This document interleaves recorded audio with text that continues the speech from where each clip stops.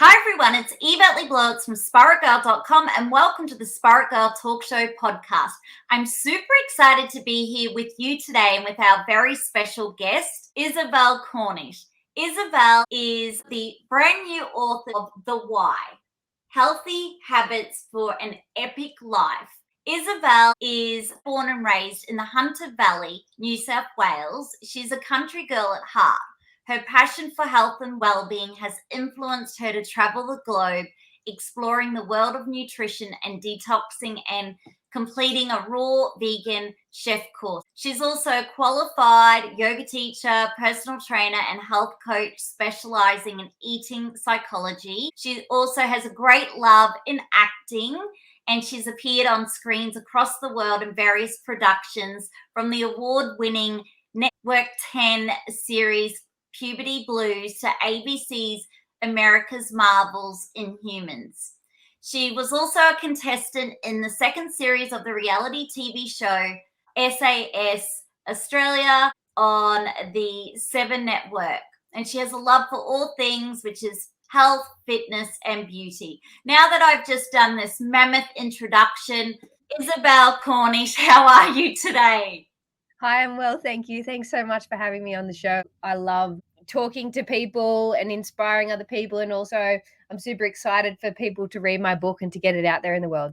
So before we dive into your book, are you happy to let our audience know a little bit about yourself? I'm Isabelle Cornish. I'm 27. I grew up in the Hunter Valley of New South Wales, and then I've lived in America, in Sydney, and in a lot of different places all over Australia.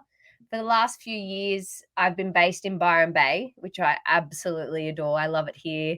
I have a camper van. I just take off whenever I can with my red Kelpie named Bee in my camper van.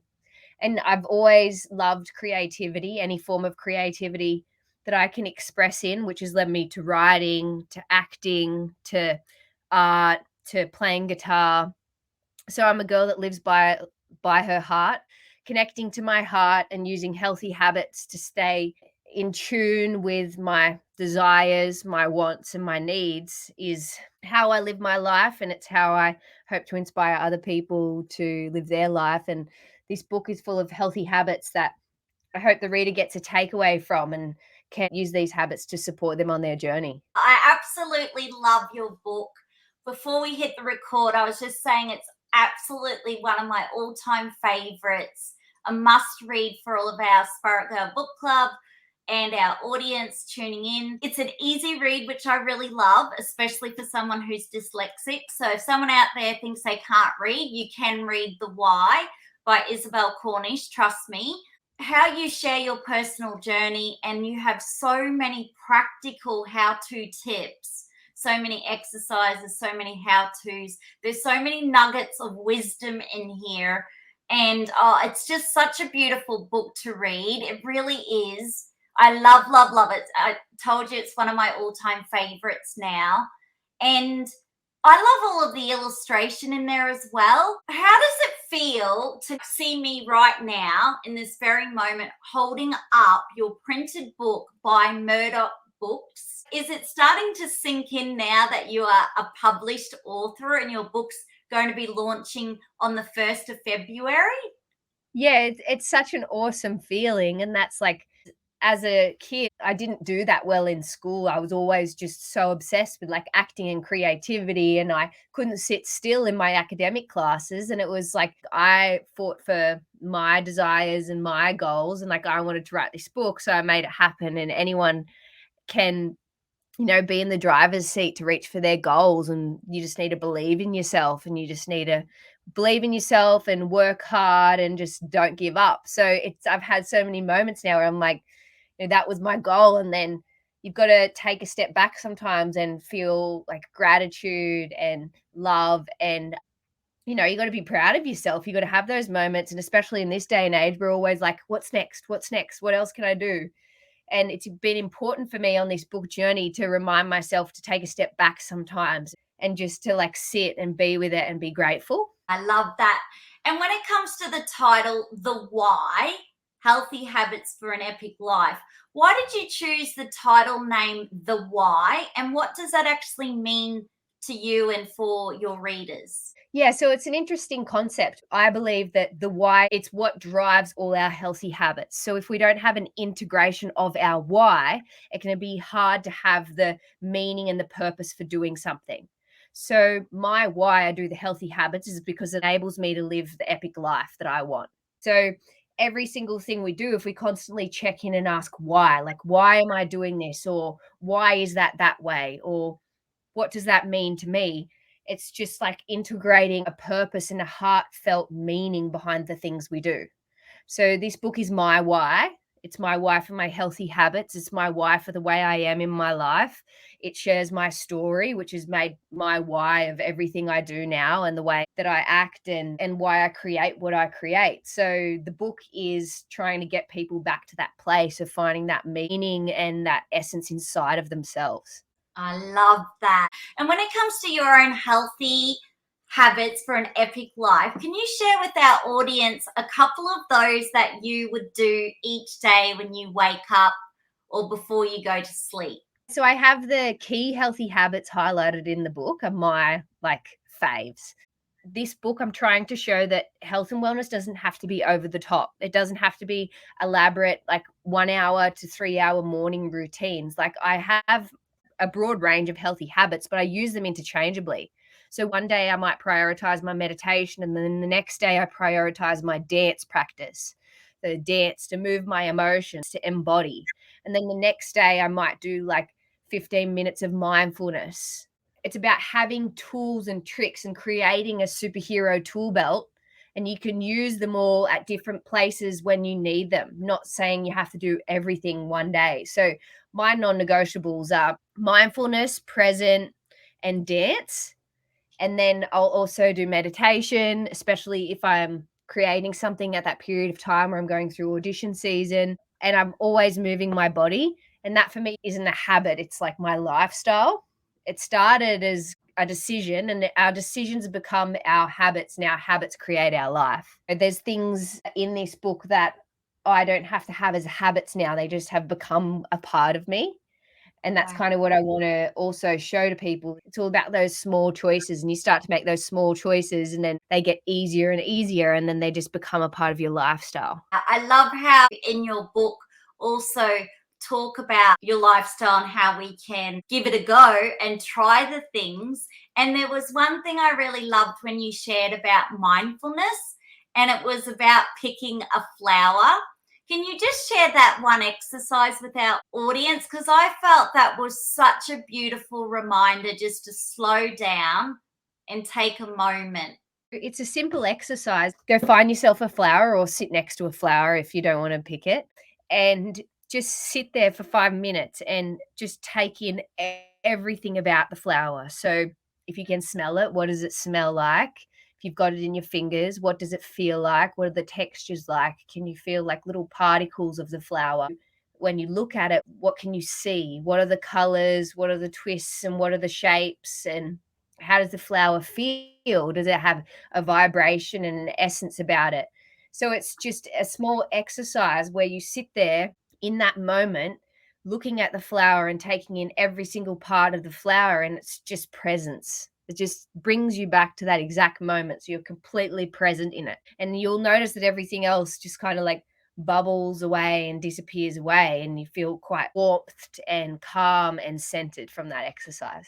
Thank you for sharing that. Such a beautiful gift that there's so many gifts in your book. I was actually reading your book under a tree, by the beach, listening to the ocean, barefoot, feet in the sand, and ocean breeze, and it was gorgeous. I opened to the section which is about nature.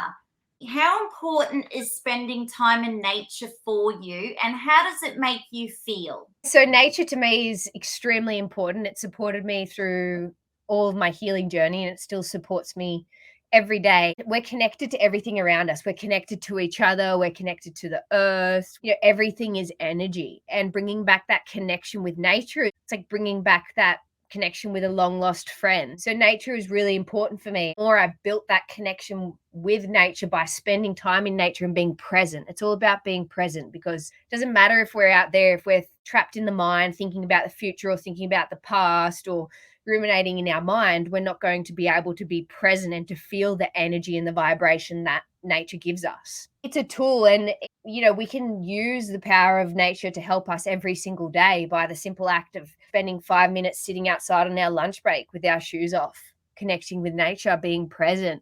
Readers. Like taking the smells, the sights, the sounds, or going for a quick 5-minute stroll at the beach nearby. Or if you don't have a beach, do you have like a nice garden at the front of your house? You can sit out in the sun in the morning and have your coffee out there.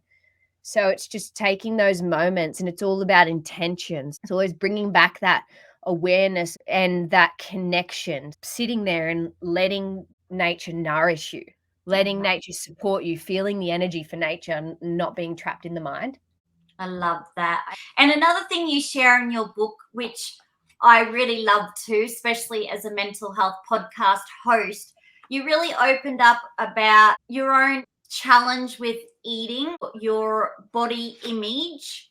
Are you happy to tell our audience a little bit about your journey and then how you actually have now come to love your body and have a much healthier relationship with food? Being in the modeling and acting industry from a long age definitely put a lot of external pressure on already an internal pressure that I felt. Everyone feels in this social media, crazy media world that we live in. So I had lots of layers of pressure. I suffered from poor body image and a really toxic relationship with food there for a while. And like when I felt what that was like, I knew that there had to be another side, like there had to be another way. So I fought for it. So I studied and I started to take care of myself. And that's when I turned to eating psychology. So eating psychology really changed the game for me because I stopped looking at things as separate. So, we've got our diet, and then we've got our exercise routine, and then we've got our friends or our family.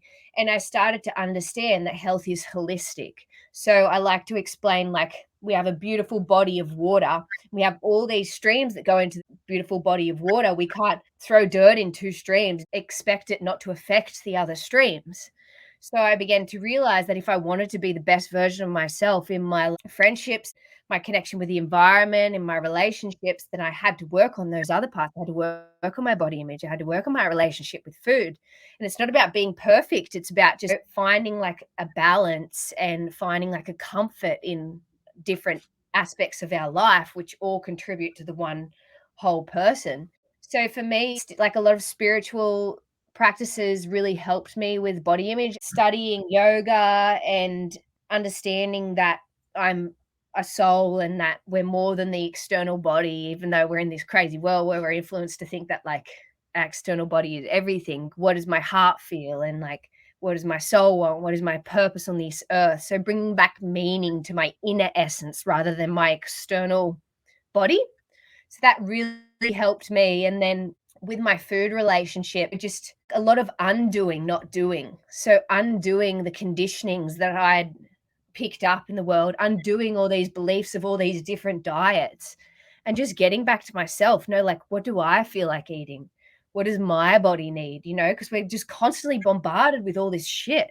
And sometimes we don't need to do more shit. We actually just need to unpack it all and start to build that internal wisdom back with ourselves and to like listen to what we actually need rather than listening to what other people think we need and then trying to, do those things. So that was what it was for me. It was a slow journey of just unpacking. Well, I'm glad that you overcame your eating disorder. I could truly resonate with your story because you mentioned that you went to a Sydney modeling agency, and at the time you were told that your body was too big, and that triggered that event that you had to lose weight and get skinnier and get smaller to fit into the modeling industry. Like, I'm 44 now, but even when I was, I think, 16, 17 or in my early 20s, that was the same thing that happened to me.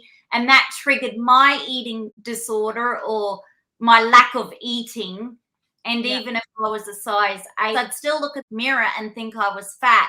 So I just loved how you opened up and shared your story, because I feel that every woman or person or guy who even picks this book up, or girl, will really benefit from seeing how you work through that, and now how you have this holistic relationship with everything around you and with food, and it's a really great approach. At the moment, social media is so focused on body, and it's all body image, and it's, sex sells. There's so many ideals of how a girl or woman should look like, and can be very toxic and damaging for our mental health. And I often say we don't compare our souls to someone else. We don't go, her soul's bigger than mine, or her soul's smaller than mine. So I love your message in your book. I also want to ask you, when it comes to writing, do you love to journal every day? You're obviously an incredible writer after reading your book. How does journaling play into your life? I love to journal. So each day it's different. Depends what I'm going through. If I'm going through a healing period, because, we're always on a journey of life. We've got to heal, and then we've got to recalibrate, and then we've got to set goals again. So at the moment, a lot of my journaling is goal setting and getting clarity for this next year ahead of time. I feel anyway that we don't need to rush in with these New Year's resolutions, because it's all about asking questions, setting down time to journal. We can't expect to have answers straight away. So I like to spend the first month of the new year just mapping things out, writing things down, getting a lot of clarity. And that's what my journaling practice is at the moment. And then it kind of changes and evolves. And next month I might be into a creation period rather than a getting clarity, setting goals period. So then it'll be a lot more narrative writing, poetry writing. And I love to use creative art forms in my journal, like drawing and writing poetry to express my emotions or things like that. I love that. When it comes to the food you eat now, what are some healthy foods you love to eat that we could try? At the moment, while the weather's warm, smoothies in the morning, just you can pack in those nutrients. And if you can get in antioxidants and nutrients in the morning, you're going to have so much more energy for your day. So I'm back on the smoothie grind at the moment. And then also love an oat bowl, or I like to shove heap veggies in my oats too. So I'll do a pumpkin porridge, or a shredded zucchini porridge, or cauliflower porridge. So I'm all about sneaking the veggies and the vitamins and nutrients where I can. Lunch for me is usually some yummy salad bowl. I eat intuitively, so I don't really eat the same thing every day. I just like heaps of greens in there, and some quinoa or some rice. And then if I'm having tofu or a little bit of white fish, I eat mostly plant-based, and then every now and again I'll eat some fish. That's just what works for me. I call myself a flexitarian. But yeah, I was vegetarian and vegan for 13 years, and now I just eat a very intuitive way. Oh, that's so beautiful. And I want to ask you next, in your book, you really talk about how exercise has improved your mental health. Can you take us through that? Because we're going to have some people listening who might not be feeling motivated to exercise. They might feel like crap. The last thing they feel like doing is putting on their walking shoes or exercising. Can you share how it's transformed your life? Yeah, and I think that the people that feel like that, it's important for them to go back to their why. Why should they exercise? Because it can help them to feel better. And when you start to integrate more of that why, then it's actually easier to do it. When we feel low on energy as well, actually exercise is what we need, because exercise helps to transform stuck energy in the body. And especially exercise in nature or sunshine is a double whammy, and it doesn't need to be over the top. I like to say 20 minutes walk in the morning, 20 minutes walk in the afternoon, out in the sunshine if you can, or anywhere that there's trees or anything like that, outside with some music or with no headphones at all. So yeah, just keep it simple. And once you start, sometimes we just need to start, and energy creates more energy once we start. So it's sometimes just going for that 20-minute walk, and then you're on a roll. So start small, and then let that create a butterfly effect into the rest of your life. I love that. And you touch on the butterfly effect in your book as well. And thank you for sharing those incredible tips. Start small. And I also love in your book, you have a whole section on clear your mind. Be aware of your thoughts. Awareness is so key. Do you often check in with your own self-talk and become aware of what's going on there? Yeah, my self-talk's changed a lot now, but when I was suffering from poor body image and eating disorder, my self-talk was totally different to how it is now. But, I spent a lot of time building a positive self-talk But yeah, you got to use your awareness to constantly check in, and also understanding that we're not our thoughts. Our thoughts are our thoughts, and they can definitely create our reality. But sometimes you've just got to understand that you're your awareness, you're not your thoughts.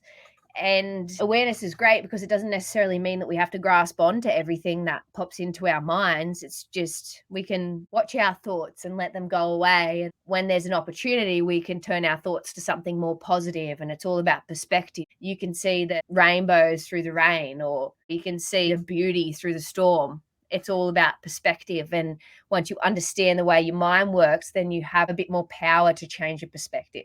I love that. And you have such a beautiful section in the book about judgment and comparison, and a mantra that you chant every day during your yoga and meditation training that translates to, may all beings everywhere be happy and free. And may the thoughts, words, and actions of my own life contribute to that happiness and to that freedom for all.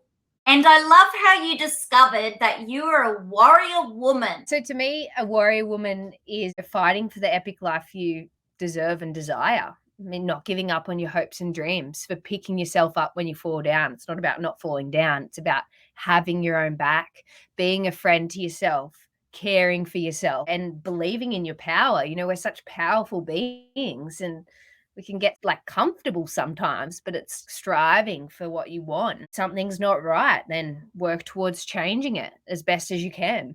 I love that. And for someone that's working in the media all the time, acting on TV, in social media, do you find you also have to take breaks from social media? Yeah, definitely, for sure. I always take a step back from it when I can. And at the moment, I find that when I'm going through like a more quiet time of my life, I have awareness of myself reaching for my phone. So I'll just stay off my phone as much as I can, leave it at home, or just log into social media when I need to post something. But yeah, no, that's something we always have to check in with ourselves. And for me, I like to take, weeks at a time away from social media. And then I just like to watch my social media use. So put the timer on there that tells you how much social media you can use. Yeah, implement any tools and tricks that I can to help me stay on track. Love that. And what are some of your other self-care rituals that you love to practice? Self-care for me is like playing guitar. Creativity is a form of self-care for me because it enables me to just not be thinking, just to be in like a flow state. Saunas, I absolutely love saunas and ice bars. They're a form of self-care. And then reading books, learning. I absolutely adore learning, whether it's through podcasts or books. And I like sitting down and actually reading a book and having that disconnection rather than having sound in my ears all the time. I picked up in your book that you're an avid book reader. And the reason being, just such a good writer. I was like, whoa, she's read a lot of books. This author, Isabelle Cornish, has read a lot of books. Your book is so practical, so much knowledge. You even referred to some psychologists in here, some psychotherapists. So you've also got some research in there. Like, there's so much information in there. I really loved how you opened up how when I was diagnosed with adult ADHD, I became intrigued. Was that really important for you, just to lay it all out there and tell the world and your readers, this is who I am? Because you also talk about authenticity in your book. Yeah, and I mean, I've grown a lot since that journey as well.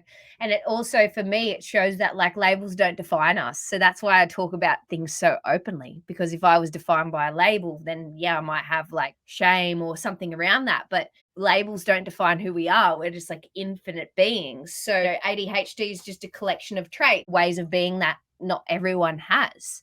So it's just like I thrive in certain systems and other people thrive in other systems. I wanted to take away a lot of stigma behind labels and things like that people have. That's what authenticity is to me. It's like being vulnerable, but showing like the power and the wisdom that can come through vulnerability. I love that vulnerability. And you shared that from the get-go of the book. And once again, for someone who's very passionate about mental health, I felt that that was so incredible, because someone right now might be listening and go, oh, that's me. I've got ADHD. And if Isabelle can create the life she wants, so can I. And if she can do this, so can I. If she can write a book, so can I. So it really just empowers the listeners and the reader to not be defined by the label.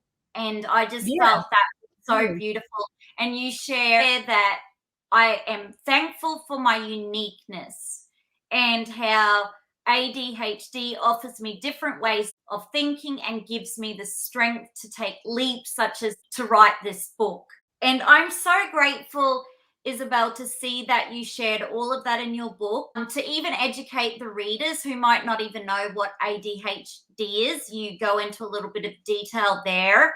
And you have so many gorgeous little pictures of your life. You're such a good illustrator too. And I love the the dance part. So I feel for people who are in lockdown right now, that being able to dance in their lounge room is going to help with their mood. You've got so many key healthy habits. It's a must read, The Why, Healthy Habits for an Epic Life.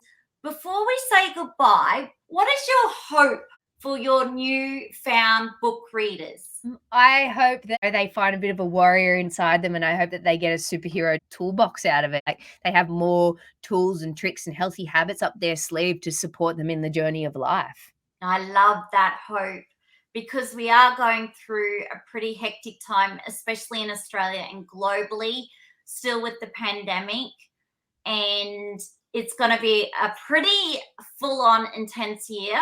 So I love how these healthy habits will be able to help everyone's mental health, well-being, and also create the life you want. But what I do love about your book, Isabelle Cornish, is that none of this costs the earth. You share actually a skincare face mask. We have to share this because we've got a group of people who love natural beauty. But one of your secrets in the book, which I'm going to give away if that's okay by you, is natural beauty secrets that work for me. So you can try an avocado, honey, and oatmeal. And I loved how you said it was the dream face mask. Yeah, everything in my book is free, or it's made from food, and all the healthy habits I talk about, you can do them anywhere, anytime. Like in that face mask, you don't need to go out and buy all these expensive products, you can use what you've got. And I love all the tips. So it's really connecting to Mother Earth, yourself, your intuition, spiritually connected, your soul, but then looking over your whole lifestyle that you shared was very holistic, very nourishing, and very compassionate, kind, loving, because we are so hard on ourselves. We can be the hardest critics, beat ourselves up, do even habits that don't make us feel good. So Isabelle Cornish, thank you again for being a guest on our Spirit Girl podcast show. I want to congratulate you on your book. I know this book is just going to go viral and go off, and there's going to be so much love for this book. This is epic, it's timeless, and it's going to be a timeless book for generations to come. So I really want to thank you for going to all of the effort to write your book, to help others and to serve and make others feel good. And also I want to thank the team at Murdoch Books for seeing this book in you and having that passion also, because they're an Australian publisher, but they have so much passion also in helping everyone to feel good from within. So thank you and congratulations again. Thank you so much. Thanks for your time and thanks for your support. And we'll say goodbye to Isabelle Cornish. Be sure to subscribe, to leave a 5-star rating and review, and to tell someone you love to. And together, let's feel good from within.